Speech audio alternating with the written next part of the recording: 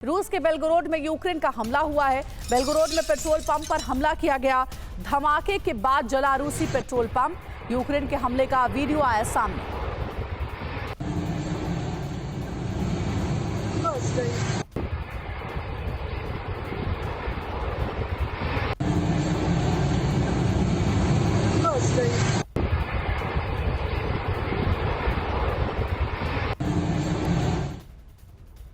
और वहीं खार्किव में रूसी सेना का जबरदस्त हमला। रूस का ग्रैड रॉकेट लॉन्चर से धावा। हमले में यूक्रेनी सेना का ठिकाना ध्वस्त हुआ। यहीं से बेलगोरोड में हमला कर रहा था यूक्रेन। रूसी रक्षा मंत्रालय ने वीडियो जारी किया है। देखिए, आपको वीडियो दिखा रहे हैं। जोरदार धमाके की आवाजों से दहल उठा पूरा इलाका।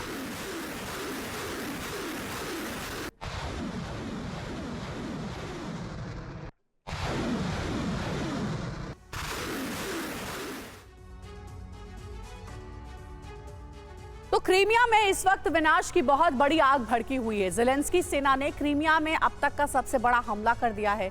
यूं तो क्रीमिया पर यूक्रेनी फोर्स 100 घंटे से लगातार हमले कर रही है, लेकिन 24 घंटे के अंदर यूक्रेनी सेना ने जो कुछ किया है उससे पूरे रूस में दहशत फैल गई है। यूक्रेन ने कुछ घंटों के अंदर ही क्रीमिया में 6 जगहों पर ATACMS मिसाइलों से आक्रमण किया। यूक्रेन के टारगेट पर रूस के एयरबेस और नेवल बेस थे। सवाल यही है कि यूक्रेन के इस हमले का परिणाम क्या होगा।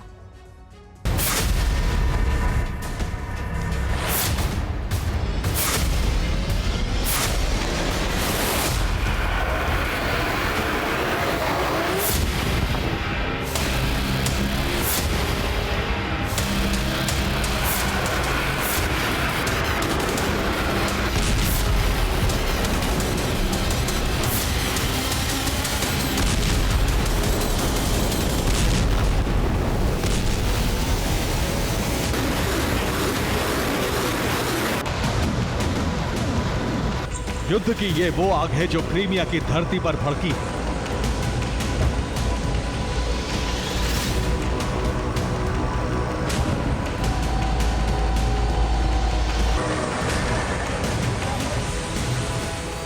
इस बारूदी आग में क्रीमिया जल रहा है।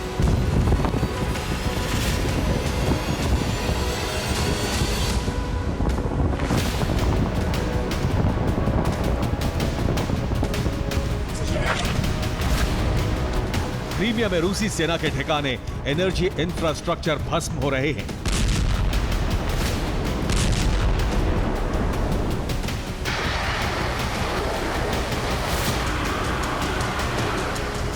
क्रीमिया के कई इलाकों में जो आग लगी है वो यूक्रेन के अटैक आक्रमण का परिणाम है।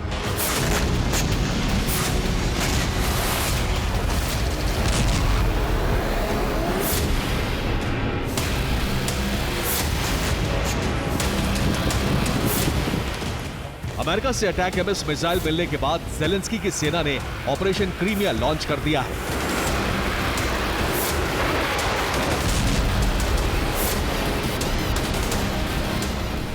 यूक्रेनी फोर्स क्रीमिया में 100 घंटे से लगातार विस्फोट कर रही है, जिससे रूसी सेना को बहुत बड़ी चोट पहुंच रही है। अमेरिका से लॉन्ग रेंज मिसाइलें कीव पहुंची। इसके बाद सोमवार से यूक्रेन के हमले शुरू हो गए, जो अब तक जारी हैं।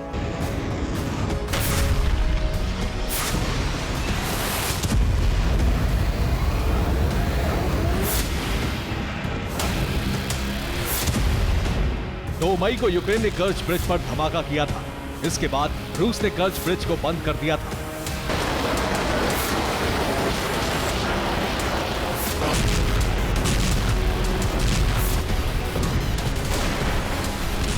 इसके कुछ ही घंटों बाद यूक्रेन ने क्रीमिया में अब तक का सबसे बड़ा हमला कर दिया।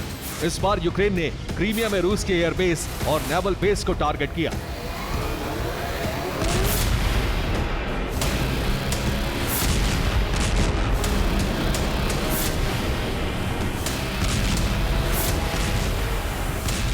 यूक्रेनी सेना ने 24 घंटे के अंदर क्रीमिया पर अब तक का सबसे बड़ा आक्रमण कर दिया है। यूक्रेन ने एक साथ क्रीमिया में 6 जगहों पर विस्फोट किया।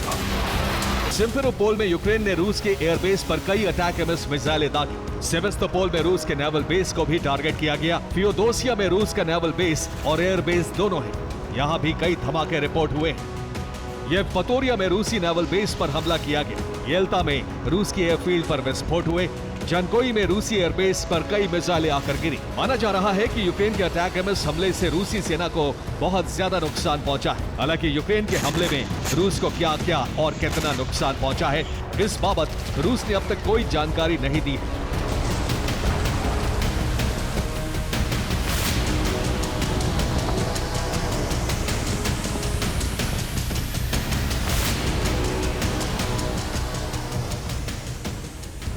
लेकिन यूक्रेन के मुताबिक जानकोई एयरबेस पर उसने रूस के एक S-400 डिफेंस सिस्टम को तबाह कर दिया।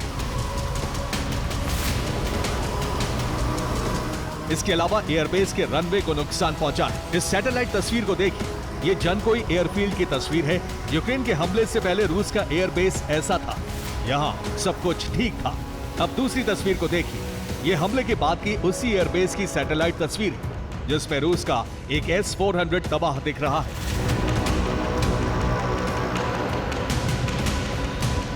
सूत्रों के मुताबिक रूस को पहले से ही आशंका थी कि लंबी दूरी की मिसाइल मिलते ही यूक्रेन उसके एयरबेस और नेवल बेस पर हमला करेगी। इसीलिए उसने यहां कई डमी विमान खड़े कर दिए थे।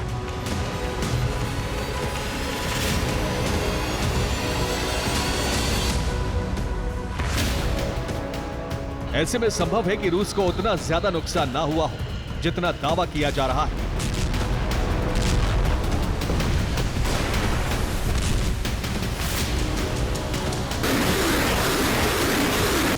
लेकिन एक बात सच है कि रूसी सेना के लिए इस वक्त अमेरिकी मिसाइल अटैक एमएस बहुत बड़ा सिरदर्द बन गई है।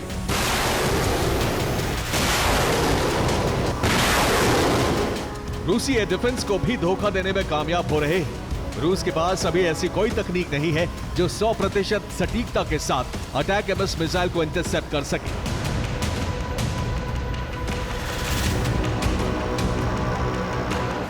यूक्रेनी संसद के सलाहकार इवान स्तुपक ने कहा है कि रूस जल्दी अटैक एमएस को फेल करने का फॉर्मूला तैयार कर लेगी। यूक्रेन के पास रूस में तबाही मचाने के लिए सिर्फ 2 महीने का ही वक्त है।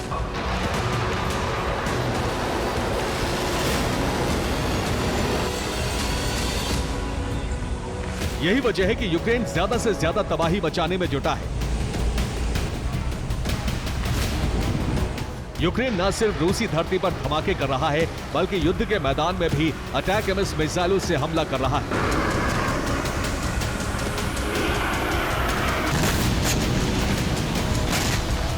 लुहांस्क में यूक्रेन ने रूस के फायरिंग रेंज पर हमला किया। हमले में रूस के 100 से ज्यादा जवान खत्म हो गए।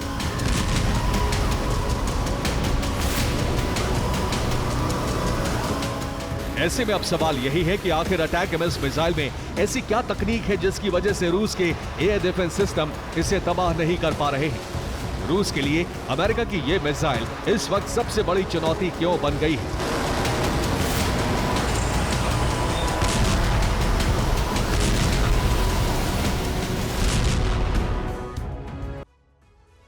यूक्रेन की जो ATACMS मिसाइल रूसी एयरबेस के लिए काल बनी हुई है, वो असल में अमेरिका के बैलिस्टिक मिसाइल है।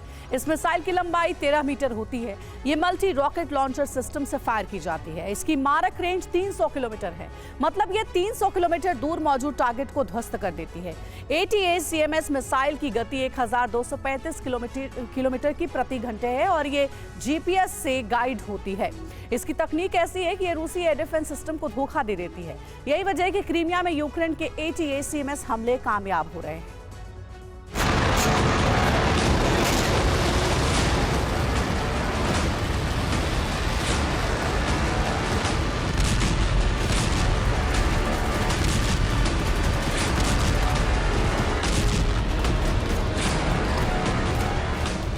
यूक्रेन के अटैक एमएस आक्रमण और ऑपरेशन क्रीमिया से रूस बौखला गया है। यूक्रेनी हमलों से परेशान रूसी सेना अब यूक्रेन के उन इलाकों को टारगेट कर रही है जहां से यूक्रेनी फोर्स क्रीमिया में मिसाइलें दाग रही है।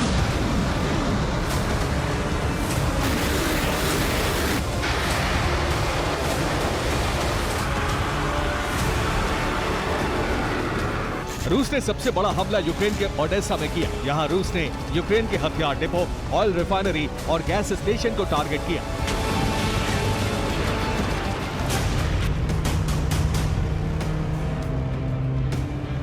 रूस ने ओडेसा में एक के बाद एक कई मिसाइलें दागी। इसके बाद ओडेसा जलने लगा।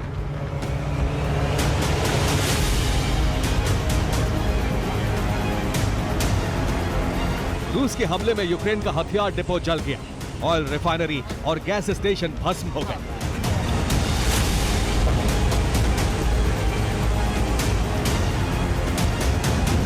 ओडेसा के अलावा रूस ने ब्लैक सी से लगने वाले यूक्रेन के 1 दर्जन इलाकों में जबरदस्त तबाही मचाई।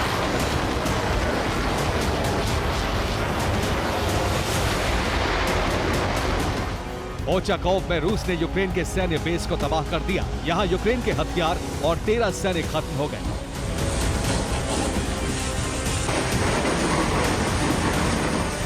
यूक्रेनी हमलों को रोकने के लिए, यूक्रेनी शहरों को तबाह करने के लिए रूस ने अपने सबसे खतरनाक यूनिट को क्रीमिया भेज दिया है।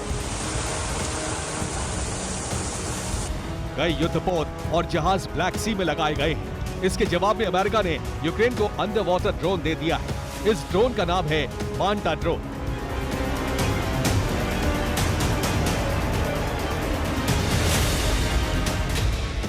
अमेरिका ने इस ड्रोन को समंदर में युद्धपोत को तबाह करने के लिए तैयार किया है।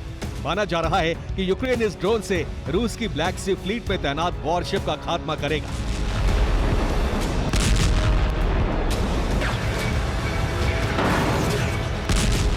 अगर ऐसा हुआ तो काला सागर महायुद्ध का एपिसेंटर बन जाएगा। Bureau report, TV9, Bharatvarsh.